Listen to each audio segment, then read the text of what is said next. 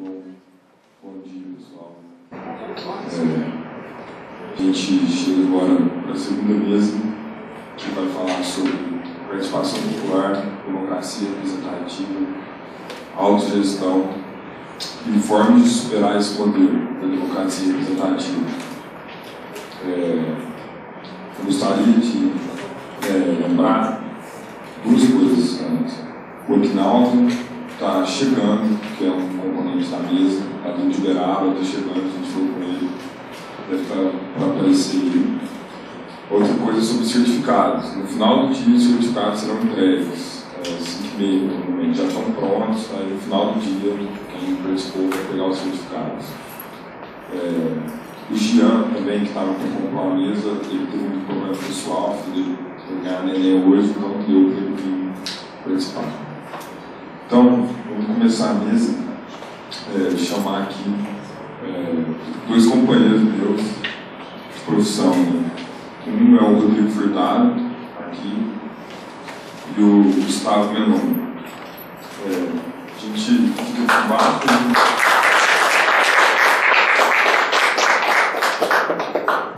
Eu gostaria de falar a felicidade que está compondo a mesa aqui com esse pessoal. O Rodrigo Furtado foi meu professor de Sociologia no ensino médio, quando eu nem pensava em fazer Sociologia. Teve participação na minha formação.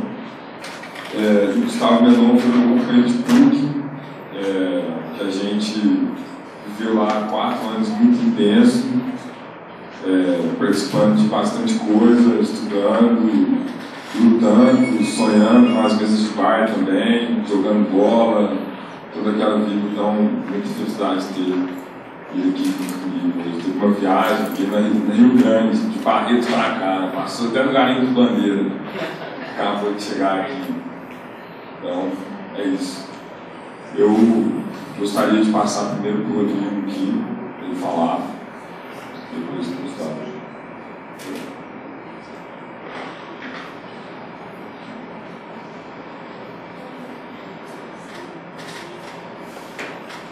Bom dia a todos. A gente está um pouquinho adiantado em relação ao horário, na hora de almoço. Quero agradecer primeiro de tudo, Gregório Barangate, ao Dr. Celso, meu colega já há muito tempo, inclusive aqui na escola, pelo convite, mais uma participação com vocês.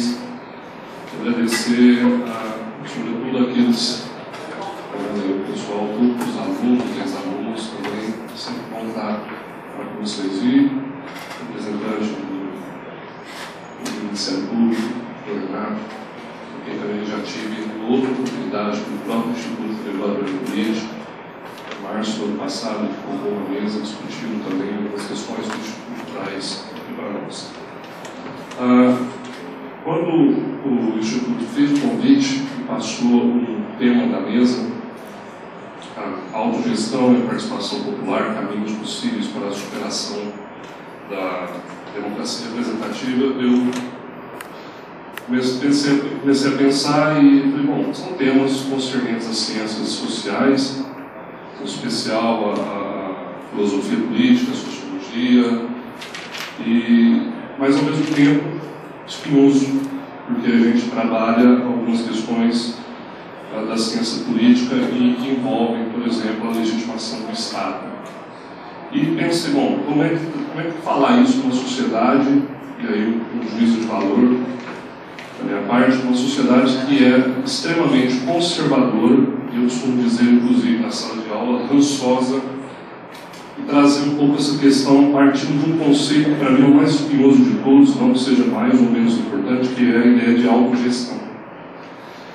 E comecei a pensar, bom, como é que eu falo isso num grupo diversificado, por mais que a maioria seja composta por alunos ou ex-alunos do ensino superior, que já perpassaram por conceitos introdutórios lá nos seus cursos, sejam eles do direito, da comunicação social, do serviço social, da pedagogia, da administração, enfim. E esses conceitos estão lá com o pé na sociologia, portanto não seria tão difícil entender isso. Mas, ao mesmo tempo, assusta. Então, eu já dou a tônica daquilo que eu vou falar não é nenhum tipo de doutrinação, o que eu vou falar já vem sendo estudado, ou pelo menos debatido nos foros coletivos há mais ou menos 250 anos, que é literalmente a ideia de que, se é possível um caminho para superar a democracia representativa, mesmo que muitos pares não concordem, esse caminho é a total abolição do Estado que temos hoje. E essa abolição, eu vou tentar pontuar que não é simplesmente pregar o fim do Estado ou fazer qualquer tipo de declínio das suas instituições meramente do ponto de vista ideológico ou de uma militância política, mas sim tentar mostrar que isso tem a ver com uma certa cultura política que a gente é forjada nela ao longo da história. O primeiro ponto que eu considero importante é entender que partir do conceito de autogestão. Né? A definição de autogestão ela já é dada, ela já vem sendo colocada, não de maneira direta, mas pelo menos no século XIX, em plena Revolução Industrial, as contradições da sociedade capitalista, da Revolução Industrial, já se falava um pouco de autogestão. Um exemplo claro foi a Comuna de Paris, em 1871, que teve experiências autogestionárias. Então, definir autogestão, o conceito, não é fácil, e eu também não vou aqui em nenhum momento querer definir, mas eu vou pontuar algumas questões a partir do momento atual. Dificuldade de definir o que seria essa autogestão. Dentro da própria sociedade capitalista, e eu olho para alguns alunos aqui da administração, e só para provocá-los, eu costumo dizer, lá no início do primeiro ano, vocês estão sendo formados para, de uma maneira hábil, com um nome muito bonitinho chamado de empreendedor, reproduzir as mazelas dessa sociedade com eficiência e bom grado. E não fiquem assustados porque vocês não estarão sozinhos, até porque vocês têm uma legislação ou um tipo de ideologia por trás da legislação, com salvaguardas, que vão justificar os atos que vocês vão fazer daqui para frente. Portanto, nós estaremos reproduzindo uma série de desigualdades. E dentro da sociedade de classes, que a gente chama de sociedade capitalista, esse tipo de visão também já deu conta de tentar conceituar a autogestão. Então você tem uma primeira forma de conceituação que seria a gestão dentro da sociedade capitalista. E essa gestão geralmente ela é confundida com a chamada gestão participativa. E aí os socialistas, talvez, aqueles mais ideólogos do socialismo, talvez não vão gostar do que eu vou dizer. Nessa conta entram também as cooperativas. Nessa conta, mais à frente, vou tentar pontuar, entram os partidos políticos e os próprios sindicatos. Mas eu vou deixar isso um pouquinho mais para frente. Essa primeira forma, a gestão dentro da sociedade capitalista, que é muitas vezes confundida com autogestão, ela se aproxima de uma ideia de autogestão, mas o conceito é errado porque, na verdade, são formas de gestões participativas, o que eu posso dizer que são formas limitadas. Exemplo. Você fala, mas a cooperativa está nessa conta, então por que ela tem problemas de ser definida como autogestão? Vamos pensar o seguinte. Um trabalhador, um conjunto de trabalhadores, passam a controlar uma empresa ou uma fábrica. A pergunta que a gente precisa fazer lá na origem é: quem define os objetivos da atuação desse grupo coletivo de trabalhadores? Então, uma empresa fale, como já aconteceu aqui na região, por exemplo, no nosso setor de educação, escolas particulares, e aí os filhos, para não ficarem sem as aulas, os pais vão lá e assumem em forma de cooperativa. Mais recentemente, não muito recentemente, mas um tempo atrás, o objetivo em São José do Rio Preto, ou na região de General Salgado, um núcleo de colégios particulares. Isso tem aos montes pelo Brasil afora, tá? E aí esses trabalhadores, nós vamos chamar aqui de trabalhadores, ou parte da população, tomam ciência dessa gestão e começam então a dizer: bom, agora nós vamos administrar isso de uma forma diferente, que não seja apenas a ideia do lucro. Nós vamos aqui definir patamares de salários, de hora-aula, vamos cumprir os direitos trabalhistas, etc. Mas nós vamos tentar manter um mínimo de educação. É uma saída, sem dúvida nenhuma. E muita gente confunde isso com autogestão. Mas vamos fazer a seguinte pergunta do ponto de vista conceitual. As leis ainda estão valendo. E você está, nesse processo de gestão, submetido às leis de um Estado, o que é legítimo. Por sua vez, essas leis dialogam intensamente, não vou dizer todas elas, eu não sou nenhum operador do direito, enfim, estou apenas pontuando, e aí obviamente cabe qualquer ressalva a isso, mas essas leis dialogam claramente com o sistema de mercado. Porque ou não, você está, de alguma forma, comprando um produto, adquirindo um produto, que você pode discutir a sua função social, que esse produto, no caso, seria a educação. Então, esses próprios trabalhadores, que em tese se dizem que estão no processo de autogestão, quando tomam conta de uma fábrica ou de uma empresa, que seja, ou de algum setor, estão submetidos ao Estado. E, por sua vez, também essa legislação está submetida ao mercado. Se é possível partir de uma definição, essa definição ela se aproxima muito mais de uma participação, de uma gestão participativa e não, obviamente, da autogestão. Então, alguns críticos vão dizer, bom, a autogestão ela pode ser pensada como algo verdadeiro e não verdadeiro. E qual seria, então, uma segunda forma de se pensar esse conceito? E aí entra na outra que é que eu quero adotar, que é a negação da sociedade de classes ou a negação da sociedade capitalista. E como negar essa sociedade capitalista sem discutir a partir das suas contradições? E aí eu apelo para aqueles que já dominam um pouco alguns conceitos básicos lá nos seus cursos de sociologia e ciência política, é necessário entender aquelas chamadas contradições do processo produtivo das relações sociais, né, que o trabalhador submetendo a sua mão de obra ao patrão, a um sistema, ele produz um tempo a mais e o valor desse trabalho não é retornado a ele, né, aquele nomezinho bonitinho com muitos louros, chamado de mais-valia e assim por diante. Para se pensar, portanto, esse processo de autogestão da sociedade, como negação da sociedade capitalista, não é apenas pensar as formas de produção, é ir um pouquinho além, é pensar a transformação total das formas de produção e de todas as relações sociais.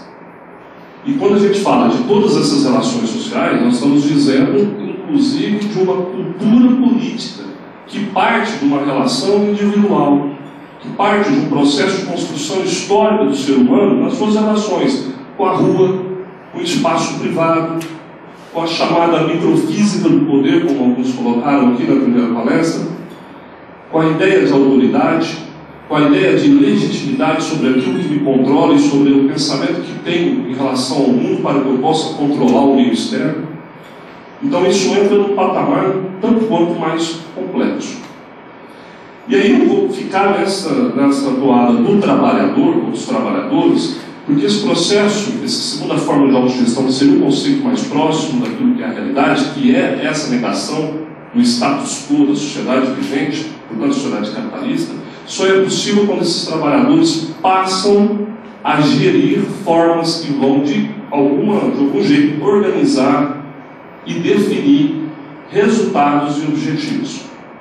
Se você tem, naquela forma de gestão participativa, com o nome errado de autogestão, como as cooperativas, você tem um sujeito tomando conta do processo administrativo, mas você não tem ele definindo claramente os seus objetivos. Não os seus objetivos do trabalho, o trabalho ele define, mas você tem objetivos definidos por toda uma rede de legitimidade no Estado. São as leis de mercado, as regras do mercado. E você, por mais que seja de uma visão diferente do mundo, você não consegue sair disso. Eu não consigo sair daqui e ir ali na farmácia na esquina e não viver uma relação de compra e venda com o remédio que eu preciso. E se eu der um calote ou roubar esse remédio, eu não vou responder de maneira correta, de acordo com a legitimidade do Estado hoje, por um crime que eu cometi. E isso é um acordo social, isso é um contrato social constituído na humanidade, em várias sociedades, ao longo do tempo. Então esses trabalhadores vão, nesse processo novo de autogestão, e vamos chamar de autogestão generalizada, constituir não só os objetivos, mas também as formas e tentar ver os resultados dessa sua atuação. E isso vale tanto para uma cultura de Estado, quanto também para uma cultura de mercado. E exemplos históricos porque é muito fácil desconstruir esse tipo de conhecimento, esse tipo de estudo numa sociedade conservadora como a nossa, dizendo que isso não dá certo. Não dá certo e não deu, de fato, mas não por conta da ideia em si, porque toda ação dentro de um processo histórico gera a sua própria negação. E aqui nós vamos chamar de um processo contra-revolucionário. Porque se você pensa que essas pessoas estão agindo na raiz, naquela coisa da radicalidade, ser radical é ir na raiz e não rearranjar as formas de acordo com os interesses de um grupo dominante, mas ir na raiz e reverter esse processo no nascedouro e não nos meios. Então, se você propõe uma ação radical de mudança, essa ação, por sua vez, fomentará aqueles que negarão a ação, a oposição. Nós vamos chamar aqui de uma contra-revolução, que é, obviamente, a classe dominante ou seus setores representativos. Ora, a Comuna de Paris, como eu disse, em 1871 teve oportunidade de mostrar isso. A Revolução Russa, em 1905, e já a sua primeira fase, uma parte da sua primeira fase, em 1917, também teve situações que colocaram esse processo de autogestão. Em meio à Guerra Civil Espanhola, de 36 a 39, as brigadas internacionais, com participação inclusive de brasileiros, tivemos experiências de autogestão. E não precisamos ficar só lá no início do século XX, nós podemos vir aos anos 80 com a Revolta Popular na Polônia. E de alguma forma, guardadas as devidas proporções, esse movimento, como ontem, a 1h da tarde, 2 no Brasil, 4, 5, 6, por exemplo, na Espanha, mais uma vez, há 1 ano e meio, 2 anos, os trabalhadores, e aí não é só o trabalhador operário, mas a dona de casa, a estudante, o estudante da Universidade Complutense de Madrid, uma das melhores da Europa, que não tem perspectiva alguma de emprego, ocupando o espaço público, ocupando a praça, para não necessariamente pregar o fim da sociedade capitalista, mas discutir novas formas de produção e dizer, claro, como foi falado aqui, essa forma de vida, da forma como estamos conduzindo, não nos interessa mais, não por uma questão só de pensamento, é porque eu não estou conseguindo comer. Aí quando você vê um senhor de 58 anos se suicidar na sacada da sua casa, porque ele tem a casa hipotecada, como aconteceu em Madrid ontem, e aí a gente começa a repensar o que o professor Guilherme falou, que o ser humano parece que age quando a situação, outros me permitem, por favor, uma certa poesia popular, como diria minha avó, a água não bate na bunda. Me permitem dizer isso, mas hoje a gente está agindo nem com a água na bunda, e sim na orelha já, e olha lá. Então, o ser humano tem essa vocação, parece.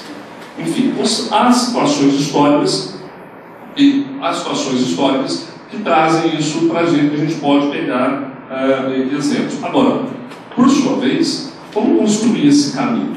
Bom, não dá para você aceitar uma situação de reprodução da sociedade comunitária sem discutir a maneira como nós temos as nossas vidas, as relações sociais. Olha, nós temos um Estado democrático de direito, que nos assegura direitos civis, direitos políticos, direitos sociais, que são conquistas que vêm desde o século XVIII.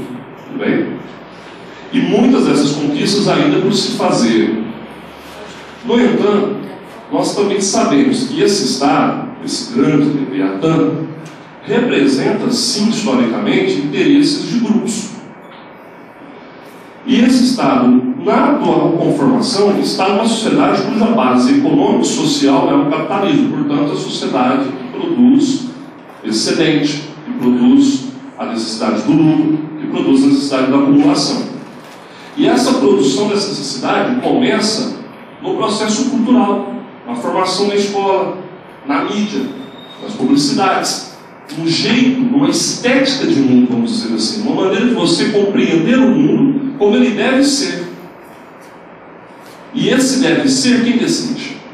E aí tem todo o processo ideológico, cultural por trás, que vai dizer, olha, você tem que fazer uma faculdade para ter um bom emprego, você tem que fazer uma faculdade para poder ter os seus bens, não há nada de errado em querer ter tua casa própria, querer viajar, querer ter tua roupa de marca, querer ter o teu carro, querer comprar os seus lanches no fast food da esquina, não há nada de errado. De fato, não há nada de errado, só que nós somos criados a compreender que discutir isso parece algo de outro mundo. Ora, então, discutir essa situação é discutir também a forma como nós constituímos as nossas relações e, obviamente, esse Estado.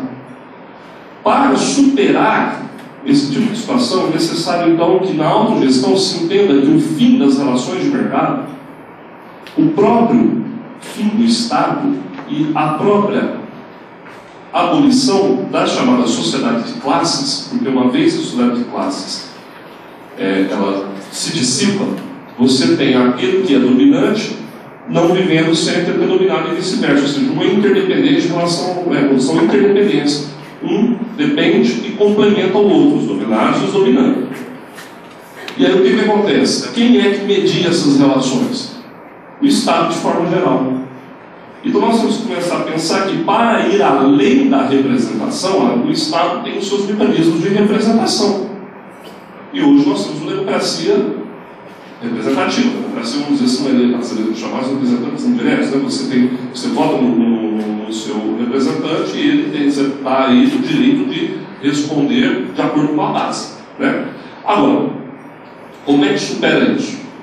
E aí os trabalhadores, a população, têm que ser chamadas a participar. Só que essa construção não é alguém, não é uma classe científica, não é um rei filósofo, diria o Platão, não são os iluminados que detêm conhecimento ou saber que vão dizer isso.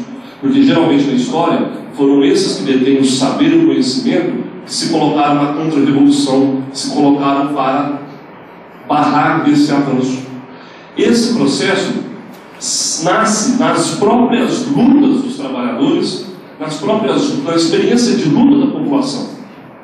E é nessa luta que o trabalhador vai conseguir essa consciência, quando ele vai começar a dizer: peraí, mas o Estado serve para quem? Para todos, ou em momentos históricos para garantir determinados interesses? E esses interesses são de quem? São coletivos ou são mais grupais? Então você tem que começar a fazer esse tipo de pergunta. E é na experiência desses trabalhadores que nós vamos construir, que se pode construir essa consciência.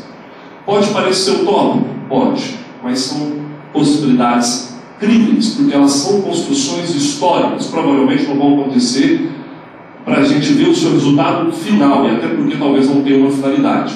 Agora, por que os sindicatos e os partidos também entram na conta? Porque na medida em que essa classe, esse processo de autogestão se amplia e generaliza do ponto de vista radical na raiz das relações, você começa a despertar consciência desses grupos. E por sua vez, os sindicatos e partidos políticos, que são instituições burocráticas, começam então a também administrar e a gerir esse processo político. Portanto, superar esse processo, superar os processos burocráticos, instituições burocráticas, mais gerem e administram sindicatos e cooperativas e partidos, mais administram do que levam esse movimento à frente. Esse movimento ele é eminentemente popular, a partir de uma consciência popular, a partir das redefinições de todas as relações políticas. É nesse sentido que a gente pode caminhar para um processo de superação. Claro, é uma proposta, e essa proposta vem sendo discutida, e aí não dá para fugir de textos clássicos do Marx, por exemplo, nesse sentido. E para ficar apenas uma leitura, assim, só para a gente encerrar e indicar para vocês, um professor que está aqui perto de nós, em Goiânia, na Universidade Federal de Goiás, que eu tive a oportunidade de estudar um tempo, é o professor Nildo Viana, sociólogo, filósofo, que tem um livro chamado Manifesto Autogestionário, no qual ele consegue traçar, do ponto de vista científico e epistemológico, essas discussões, mas com uma linguagem muito mais acessível e deixando claro que são todos os movimentos sociais convidados a participarem desse processo e não apenas grupos ideológicos. Tudo bem? Obrigado.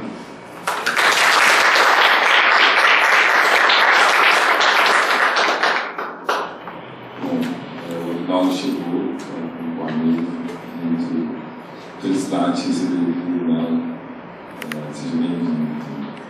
Eu vou passar a palavra para o Gustavo Menon agora, que está finalizando o mestrado lá na PUC e é professor universitário de São Paulo também. Primeiramente, eu gostaria de agradecer a todos e todas aqui presentes, em especial ao velho amigo Mineiro, o convite, e aos demais membros da mesa. Bom, meu nome é Gustavo Menon, como o Rafael colocou, eu sou sociólogo formado na PUC São Paulo. Recentemente, entreguei minha dissertação de mestrado, também na PUC São Paulo. Sou docente na Faculdade de Ciências de Guarulhos e meu tema de pesquisa é América Latina. Acho que o professor já pontuou muito bem aqui as experiências de autogestão no eixo norte. Vou falar sobre a nossa América, vou falar sobre o continente do apoio. O conceito do Ricardo Antunes, professor americano de ciência. Antes de mais nada, eu gostaria aqui de saudar o povo Guarani Kaiowá do Mato Grosso do Sul,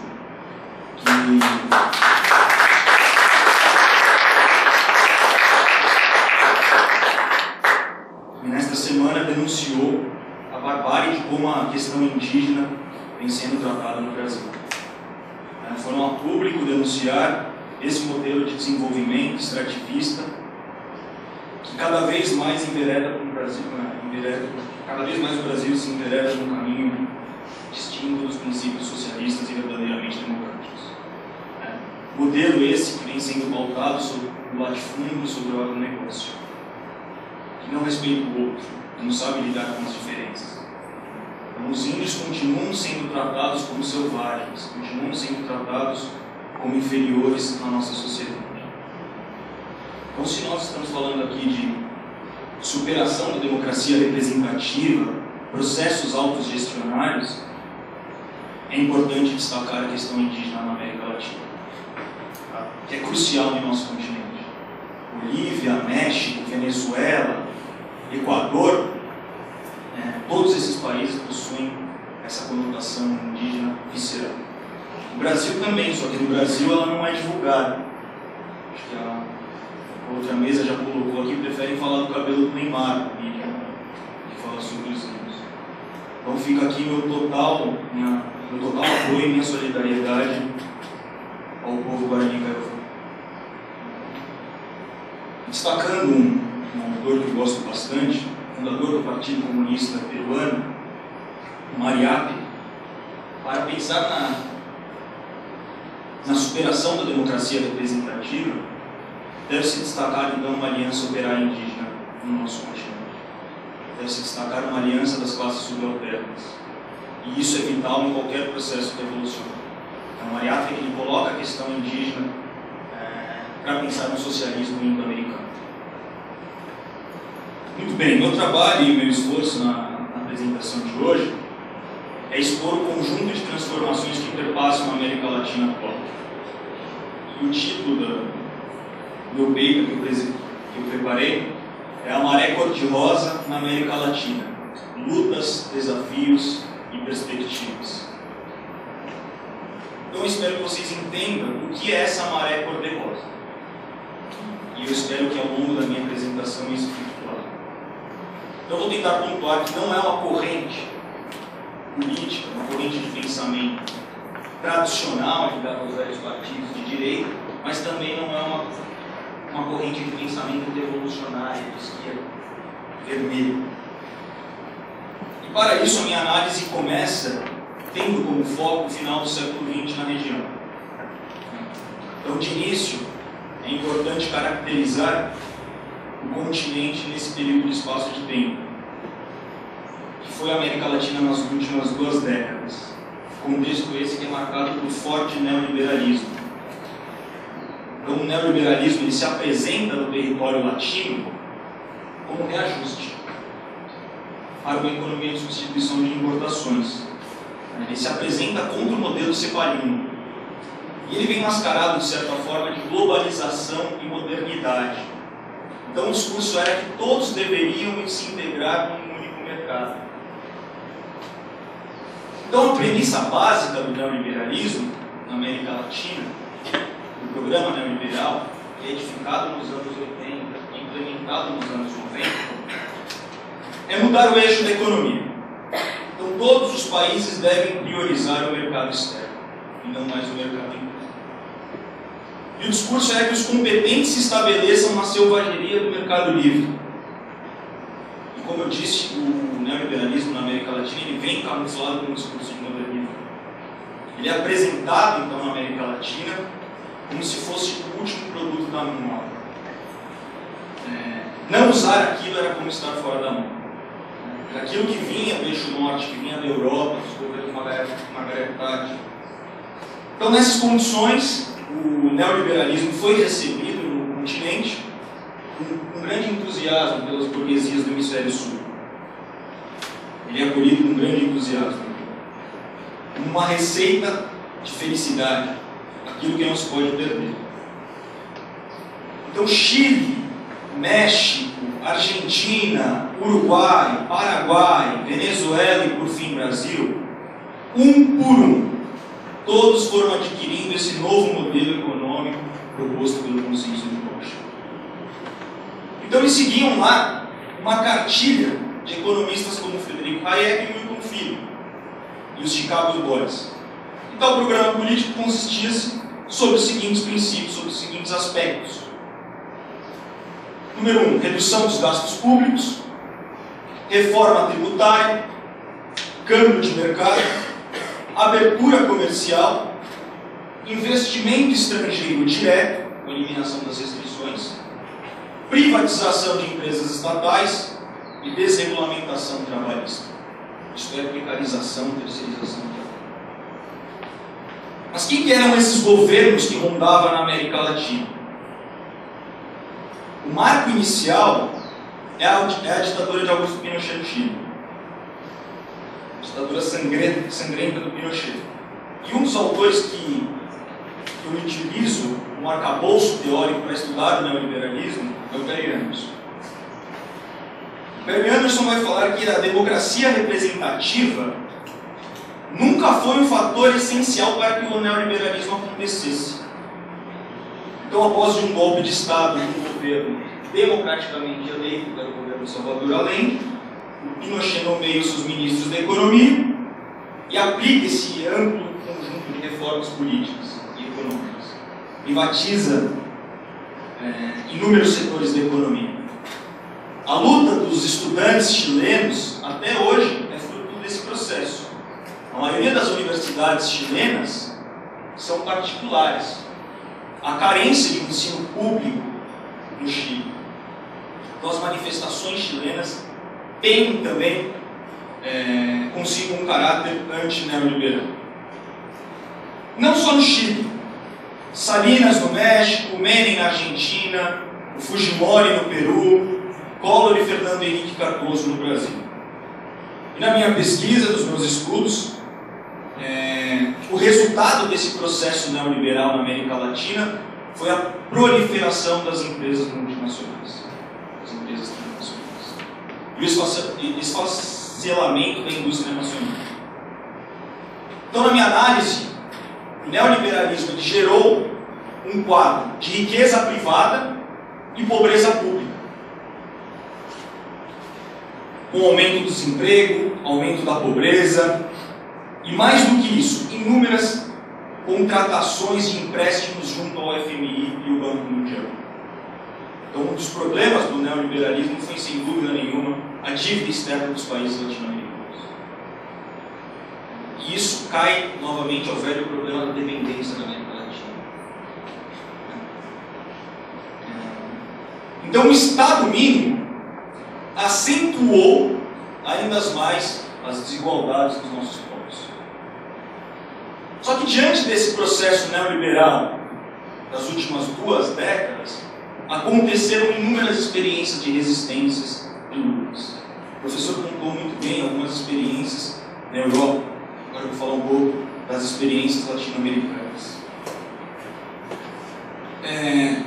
Essas manifestações contra-hegemônicas de resistência ao neoliberalismo vem com a ideia que está na hora de reverter o curso da história. E cito aqui algumas lutas. A mesa anterior já destacou a importância do Fórum Social Mundial em Porto Alegre, em 2001, idealizando que um novo mundo é possível. Então, por volta, alguns falam em 20 mil, outros em 30, outros em 40 mil. 50, né? 50, Então, ONGs, sindicatos, partidos, movimentos sociais, todos se reuniram contra o neoliberalismo. A tese é essa. E antes mesmo do Fórum de Porto Alegre, é importante destacar as lutas contra o livre comércio, como no caso da ALCA, onde a esquerda latino-americana se reuniu, se articulou de maneira diferente. Sindicatos, movimentos sociais, ONGs, enfim, inúmeros setores se articularam contra o programa neoliberal, contra o livre comércio. É importante destacar que eu parto de uma concepção marxista que política se faz de baixo para cima, mas também se faz de cima para baixo. Então vejam, eu cito aqui na Venezuela a eleição de Hugo Chávez, em 1998, e com ele inúmeros governos progressistas começam a aparecer na região, começam a pipocar inúmeros governos progressistas. Inicia-se, sem dúvida nenhuma, uma virada contra o neoliberalismo. Então a Venezuela, sob o governo Chávez, presenciou transformações significativas no campo da autogestão, no campo da participação popular. Tá? Então o projeto de revolução bolivariana traz consigo inúmeras questões. Cito algumas delas aqui. A crítica às oligarquias petrolíferas. Ele promove uma maior participação popular por meio dos conselhos comunais. E mais do que isso, promove um amplo programa social de alfabetização e conscientização política. Tá? Então, ao mesmo tempo que você tem o fortalecimento do poder central, é preciso descentralizar esse poder para as comunas. Mais do que isso, na Venezuela ocorre uma maior redistribuição de renda por meio dos recursos oriundos do petróleo. Então, o grande desafio presente dos países andinos é a construção do socialismo do século XXI. O socialismo diferente. E aqui que começa a tatear a minha ideia, a minha hipótese de maré cor-de-rosa. Não é uma corrente de direita, ligada a velhos partidos tradicionais, mas também não é uma corrente comunista amplamente revolucionária. Tá? Após a eleição do Hugo Chávez na Venezuela, nós temos transformações significativas também na Bolívia, manifestações e lutas contra a privatização da água em Cochabamba, que culminou na eleição do Evo Morales, primeiro presidente indígena do país.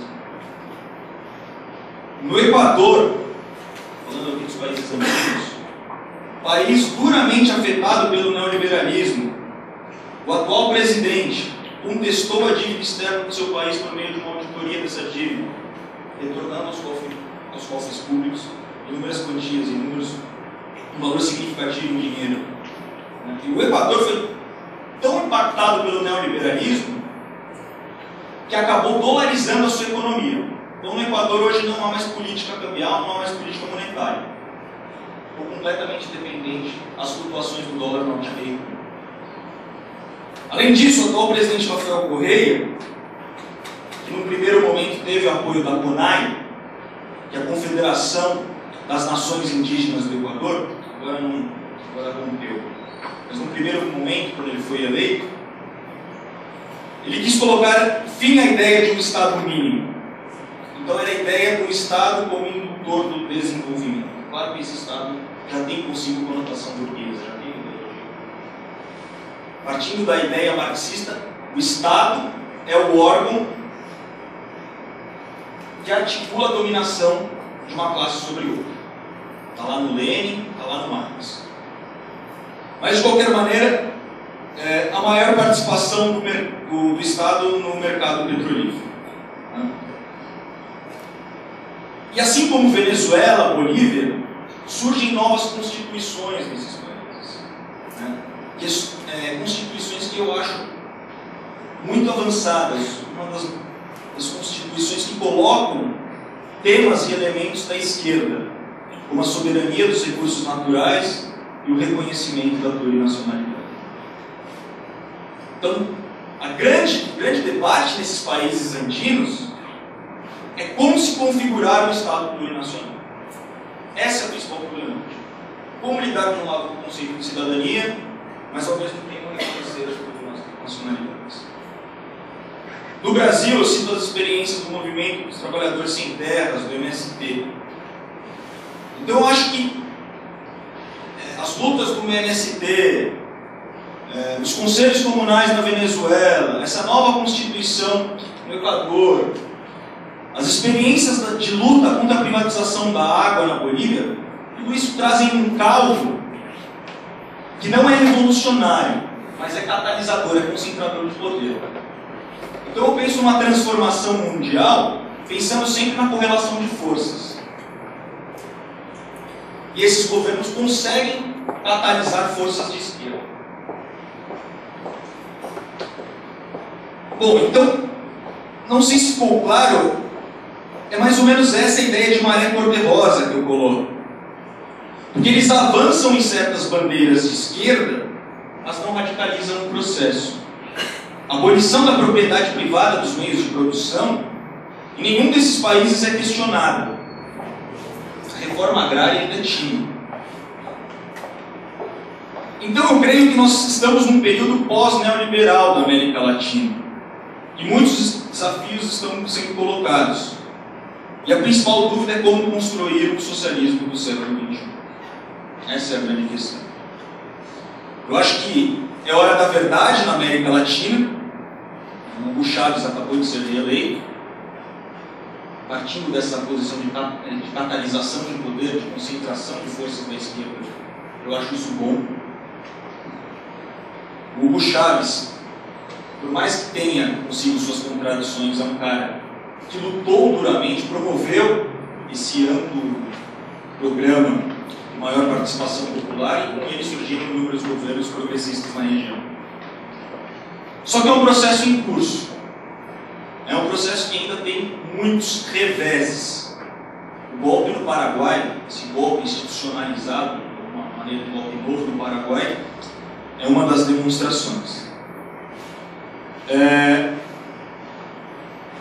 Então é importante destacar, eu vou finalizar aqui, como construir esse socialismo do século XXI. Sem dúvida nenhuma, o socialismo do século XXI deve perpassar por essas questões que estão sendo colocadas nos países amigos, que estão sendo colocadas por nações indígenas. Bom, gostaria de agradecer novamente a presença de todos e todas, e vou finalizar minha fala dizendo: viva a América Latina, sim, América e eu creio.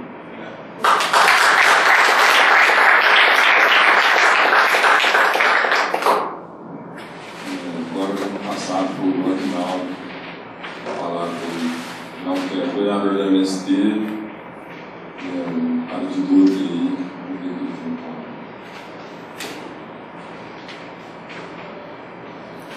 Boa tarde já, né?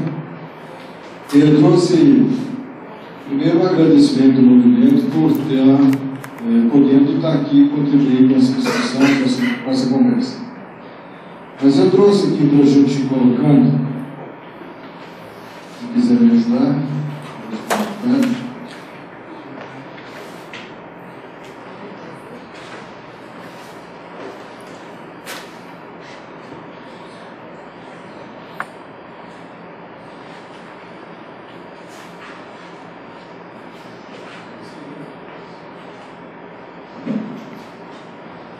Então, uma das bandeiras que foram retiradas aqui é a do MAB, muitos talvez já conheçam, do movimento dos atingidos por barragem.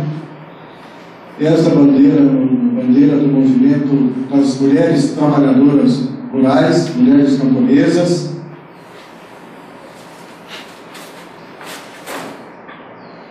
Essa bandeira é da FIAB, dos estudantes, da Federação dos Estudantes de Agronomia do Brasil. Essa do Movimento Sem Terra. E uma última que vai ser aberta ali é dos pequenos agricultores. Movimento dos pequenos agricultores.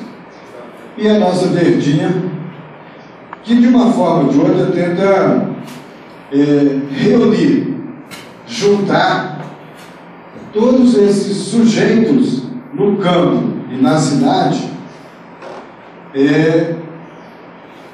para fazer, para pensar estratégias e pensar essa questão de alternativa à democracia representativa, que é a bandeira da Via Campesina. E elas trazem desenhos e formatos que é da simbologia própria de cada um dos movimentos e das suas denúncias, das suas buscas, e que na bandeira da Via Campesina tenta reunir todos os povos do mundo, né? O verde de uma possibilidade do desenvolvimento sustentável, não sustentável do ponto de vista da longevidade, mas da sustentabilidade, longevidade econômica, mas da longevidade, da permanência disso na relação com as pessoas, não na relação com o poder econômico, com o dinheiro. Tudo isso muito bem trabalhado aqui anteriormente, da perspectiva do modelo de desenvolvimento que só acumula. Então esse desenvolvimento, ele de fato é a nossa chave de embate, né? Uma outra definição, conceituação, quase isso, né, de que a democracia não é um fim, né? Ela só é um caminho. Quase que dava para parafrasear o Galeano em relação à utopia, né? Diz que a gente avança um pouco na democracia, ela exige mais, a gente corre atrás, né? E aí lá na frente pergunta para que serve a democracia. Então serve para a gente caminhar assim como a utopia. Então a democracia é uma utopia humana e nós precisamos buscar isso sempre. Todos esses movimentos aqui embanderados, né? E tem outros que eu não tenho as bandeiras, e eu não sou militante do MAB por necessidade, por aquilo que é a objetividade do MAB. Eu não sou militante do movimento de mulheres camponesas do Brasil, na sua objetividade, nem da FIAB, né? Mas eu sou militante do MST. Sou assentado da reforma agrária, tive a possibilidade de me graduar em administração rural por causa, né, da luta pela terra. Eu participei de uma turma, eu formei administração por acidente, né? Nós reunimos lá no Rio Grande do Sul uma turma especial financiada pelo Promera, numa luta dos movimentos do campo, né, uma luta especial, né, da turma da Via Campesina, e tinha todos esses lá representados, mesmo o pessoal da FIAB que não estava, o pessoal do campo estava todos, e ainda estava a PJR e mais o movimento dos desempregados, né, que é o movimento mais originário lá do Rio Grande do Sul, e tem lá um pouco de movimentação nessa linha. Nós fomos para lá para estudar agroecologia, numa perspectiva de desenvolvimento, construindo uma democracia, um espaço democrático que avança além da democracia representativa. Chegando lá, o título do curso era outro, era Desenvolvimento Rural e Gestão de Agroindústria. Mas depois o pessoal da agronomia, né, o Conselho Regional de Agronomia, onde era possível colocar o registro profissional desses estudantes, não permitiu que fosse aceita aquelas turmas, porque tinha gente do movimento social do campo, né? Eles são céticos dessa questão. E aí o Conselho de Administração, que aceita todo mundo, são muito abertos e democráticos, aceitou, então a gente titularizou, recebeu o título de administradores. Eu sou bacharel em administração numa turma especial da Via Campesina, né, lá na Universidade Estadual do Rio Grande do Sul, que é fruto da luta dos trabalhadores daquela região, né, que convenceu os nossos representantes do PT que estava no governo na época, o caso Olívio Dutra, né, governador, e mais o seu quadro de pessoas que estavam ali trabalhando com ele, e instalaram e criaram a Universidade Estadual do Rio Grande do Sul, porque até o governo participativo do PT não havia, né? E vários outros sujeitos dessa mesma natureza passou por situações importantes, mas não conseguiu avançar para criar um outro espaço democrático, que é o espaço universitário. E hoje a gente sofre com isso, porque também um governo dito democrático, de representação popular, tem tido dificuldade, inclusive, de aprovar projetos do Pronera que leve à formação ou criar oportunidades de experiência de formação para os filhos dos agricultores, e especialmente dos assentados da reforma agrária. Mas voltando à ideia de que a democracia é um caminho, o Movimento Sem Terra tem vivido nessa experiência de vida desde a abertura política, o surgimento do Partido da Luta na encruzilhada natalina, de que é possível vivenciar, produzir, e produzir não só comida, mas produzir também democracia a partir da organização. Foi a partir da luta de vários sujeitos no campo, não só o MST, mas o MST acaba catalisando um pouco isso, é que pôde um quinhãozinho do Brasil ser democratizado, instalando em torno de 450 mil famílias, e mais ou menos 2 milhões de hectares de terra. São espaços democratizados da terra.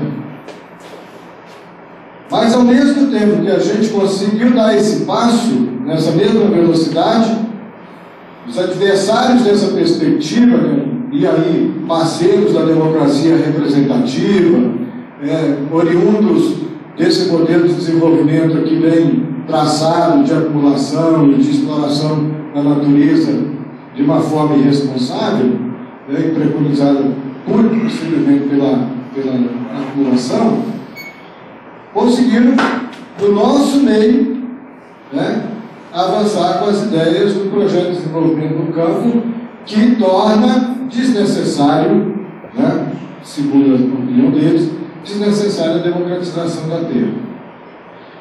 Mas o movimento conseguiu trabalhar elementos importantes que a nós ainda servem muito, mesmo no momento em que nós estamos com a luta fragilizada. Poucas famílias topam fazer essa experiência de lutar pela terra hoje, por causa de um contexto de desenvolvimento do capital. Hoje, as famílias que a gente conseguia reunir para poder fazer isso eram famílias que estavam desempregadas. A gente só situar um pouco, até mais ou menos 1996, 97, a maioria das famílias que iam para a luta pela terra eram famílias do campo. Eram filhos de pequenos agricultores, de meieiros, arrendatários. Eram essas pessoas que iam para a luta.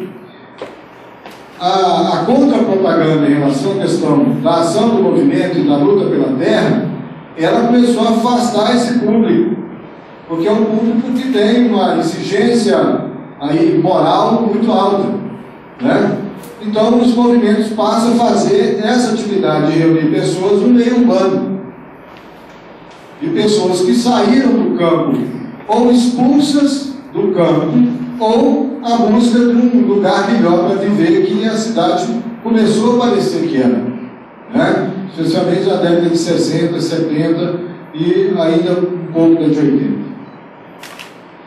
Então a luta se fragiliza dado o pouco interesse das famílias, mas o legado do movimento continua, que aí acho que é esse que nós temos que estar resgatando e trazendo para ajudar, ou para contribuir na discussão que vocês estão propondo por aqui, e que várias pessoas estão também discutindo em tantos outros lugares desse continente e de outros, que é a questão da organicidade, da simbologia e do objetivo. Então, o objetivo do Movimento Sem Terra é organizar a classe trabalhadora, organizar os povos numa perspectiva de solidariedade. Então a acumulação não entra, ele está fora. Não parece idealismo demais, mas é uma busca. Não é que a gente cria uma conformação das né, dessa organicidade a tal ponto de colocar um freio, né, naquilo que pode ser, né, uma grande esperança. O que nós, nesse embate, é interessante resgatar a ideia, né, de que aquilo que o João Pedro fala no livro dele, na conclusão, na finalização do livro dele, da questão agrária brasileira, de que não vai haver reforma agrária, distribuição de terra, democratização da terra, no modelo capitalista.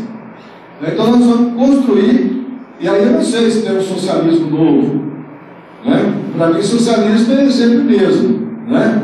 Ele é novo quando a perspectiva daquilo que é o conhecimento humano, né? Não é aquele socialismo, talvez a referência que o professor faz aqui, é do socialismo que foi vivido na experiência russa, na experiência, né, mesmo a experiência cubana, que é o socialismo para agora, para esse contexto, né, para essa necessidade, mas do ponto de vista da necessidade é a mesma. O movimento traz uma outra questão que é a simbologia, né? Nós precisamos ter símbolos. Símbolos, a terra é um símbolo para os indígenas. A água para eles é um símbolo. Agora, nada disso faz sentido para eles se o ser humano não for, se o índio não for. Para eles também é um símbolo muito forte, né? Então nós temos que começar a trabalhar isso, a caracterizar. Percebe, praticamente todas as bandeiras têm gente, tem uma imagem humana, né?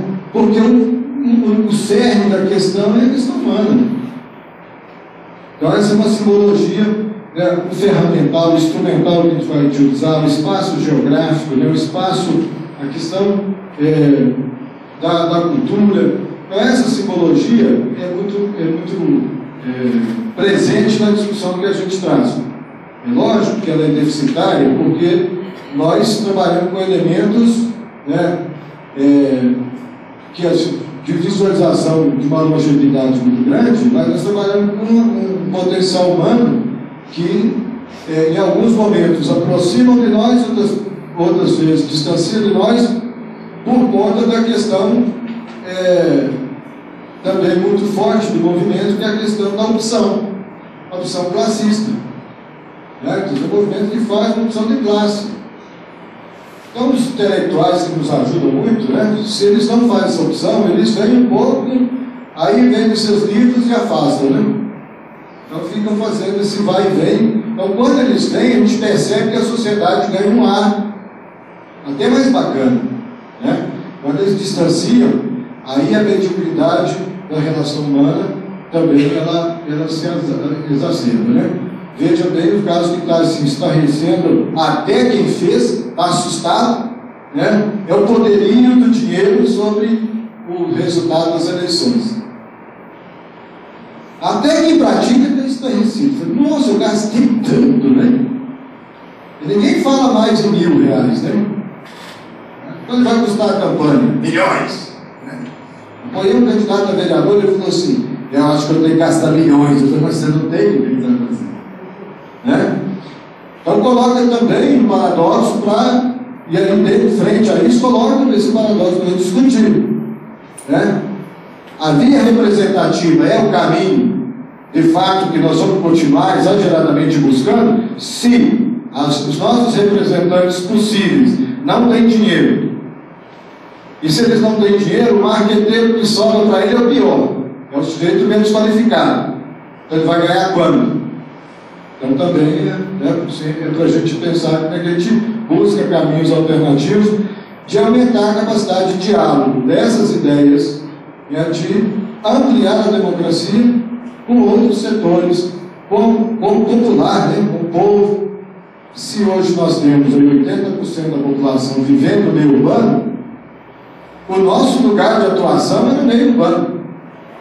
O lugar mais propício para discutir isso porque é ali que estão os explorados, ali que estão as pessoas marginalizadas, ali que está um público que, né, criada a expectativa do grande crescimento, né, da evolução, do crescimento e evolução do capital, e que emprega muitas forma, parece que está distribuindo riqueza, mas se a gente entender, fazer ele entender como é que houve processo de mais-valia ali, naquele momento que ele estava empregado, né, o pedreiro é bom de fazer isso com ele, né? Porque na década de 80 e 90, nós conseguimos levar o pedreiro para a luta pela terra, porque o salário dele, a modos de hoje, seria uns R$30 por mês. Hoje, além de você não encontrar um profissional na praça meio disponível de pedreiro, né, o salário dele está em torno de R$120, R$150 por dia. Ele está achando que está, né, vivendo a maravilha dele, mas isso é passageiro. Então, para ele até se descobrir como um sujeito ali, que na medida que paga 150 para ele, mas o dono da construtora, a cada casa que ele faz, ele ganha 2. Então ele tem que se descobrir ali. E aí nós temos sujeitos que no passado, né, na década de 80, na década de 90, tinha uma presença extraordinária para fazer esse trabalho. Hoje eles não fazem mais o trabalho de base. As comunidades eclesiais de base da Igreja Católica, né? A Igreja rompeu com a ideia de liberdade. Agora você só vai ser livre no céu, né? Depois que fechar os olhos. Para quem acredita que tem, né, uma vida após a morte, né, então você vai ser livre no tempo, depois você reencarna oprimido de novo, né? Os sindicatos, né? Os sindicatos eram um instrumento, sujeito político, né? Hoje, dada a subserviência, a omissão, uma série de, o entreguismo, o aparelhismo, hoje, sinceramente, são instrumentos que precisam ser, né, disputados de novo, né? Então, os partidos políticos, né, dentro do campo chamado esquerda, faziam trabalho de base, né? Muitos de nós fomos filiados lá dentro porque nós éramos militantes do trabalho de base. Hoje é proibido, né? Porque se, né, eu falava disso com o Jorge Camisa, um povo pobre que conhece a sua necessidade, sabido, é um perigo, né? Então nós temos, para construir alternativas à democracia representativa, nós precisamos voltar a fazer trabalho de base, né, e envolver as pessoas, né, para elas se reconhecerem como sujeito, porque elas estão sendo atores nesse processo e estão sendo enganadas. E eu vejo que o trabalho de base está aí colocado e muita gente pode fazer isso no meio do trabalho, na rua, nos espaços de escola. Pouco isso. Obrigado.